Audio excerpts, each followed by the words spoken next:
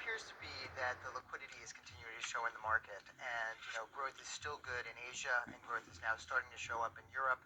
And while the U.S. is slowing down, there may be enough of worldwide growth to continue to make the rallies continue going forward.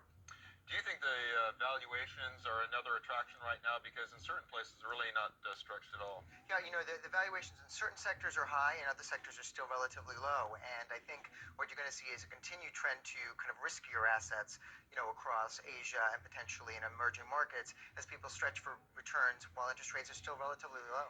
I was just reading some commentary before the show, and one strategist was suggesting, and he's been quite actually bullish on the U.S. market. He's a little concerned potentially about the earnings outlook and the inflation outlook. If you look at the fourth quarter, we'll start getting those results in about a month. The original thought would be about 12.5%. That's down to 10%. How confident are you that the earnings are going to come through, which will be supportive of the U.S. market? Well, I mean, the real thing is the market in the U.S. Really punishes companies that miss by a penny or miss even by a little bit. And so I think you're going to see continued concerns that these companies, unless they meet or exceed the expectations, the market could take a hit. Inflation is still not clear as to where the trend is going right now. We had some data this week that was, slightly more concerning than in the past, but there's not enough data yet to continue to think that rates are going anywhere but either stable or lower. So, talking to your clients, what are you telling them to do in terms of 2007? Lower expectation or what? Well, I think you got to stretch to kind of newer markets with the smaller allocations. I think it's still good to build up cash reserves, when the numbers are still a 5% number in the U.S. And I think, diversification just outside the U.S., which has had strong run up until this point, is not a bad idea. So your favorite markets? I like China, and I like Asia as well, broad-based across Asia. But look what happened in Thailand just this week. I think what you do is you make selected allocations in terms of where you need to be. I think the sleeping one that people are not really looking at that could potentially be a good return it could be Japan going forward. Well, I think it's going to soften the blow. I think what he really wants is people not to be evicted. What you don't want and foreclosed upon. What you really don't want is for these homes to get on the bank's balance sheet and massive amounts of foreclosures, because that's going to get you into a bad spiral. But also it's politics, isn't it? Essentially, that is going to be very bad politics. It is bad politics. Nobody likes to lose their home in an election year, so there's certainly something that's going to have to be done. And I think that, specifically with the way that the regional differences is happening, you're really seeing heartland states really suffering in terms of some of their weakening in the housing prices. The Bank of England is in a real quandary because inflation is still sticky here in the UK. And I think, while housing prices are going down, they are actually at much higher levels, relatively speaking, than the U.S. From their fall. So, an adjustment, probably is healthy. They just want a softer landing than a hard landing.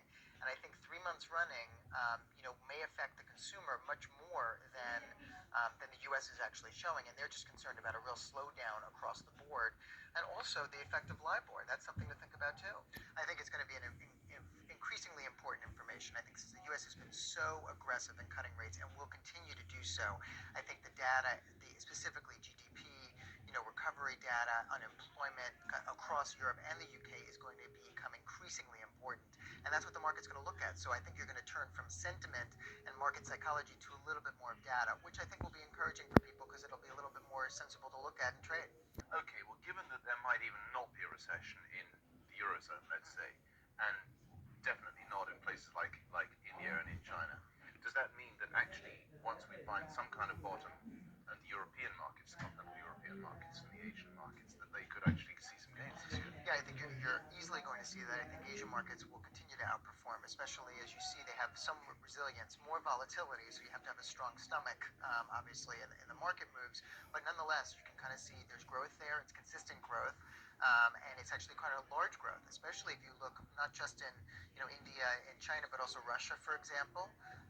These countries are continuing to grow at large GDP numbers, and I think Europe probably will moderate and probably could show an increase by the end of the year.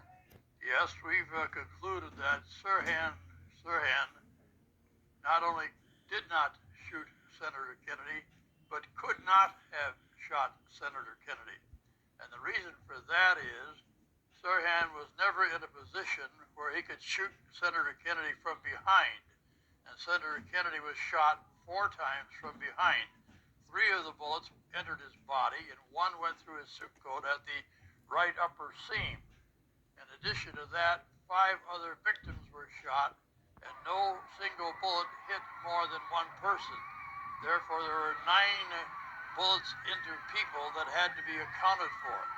And that was the minimum amount of bullets. Sirhan's gun only held 8 bullets. As a result, there was a question from the very beginning, how was that possible to get 9 shots out of an 8-shot revolver? And of course, that was never answered by the investigating officers. There were 2 such instances of those double shots. The third discovery, which was an outgrowth of the first 2, was the discovery of a frequency anomaly that occurred with 5 of the shot sounds. That frequency anomaly was later matched in an independent firearms test on a firing range that duplicated that frequency anomaly with one of the 2 weapons, that frequency anomaly not being present on the Iver Johnson Cadet 55, but being present on the H&R 922, which has the same rifling characteristics as the Iver Johnson. There's a difference between those 2 positions, as you well know. As to why he did it, whomever it was that did it, that's looking into a mind of a person who is not here and whom we've never examined, and therefore it's impossible really to answer that question truthfully. Robert Joling and Philip Van Praag there, and this is their book, An Open and Shut Case. You can get details on their website, anopenandshutcase.com.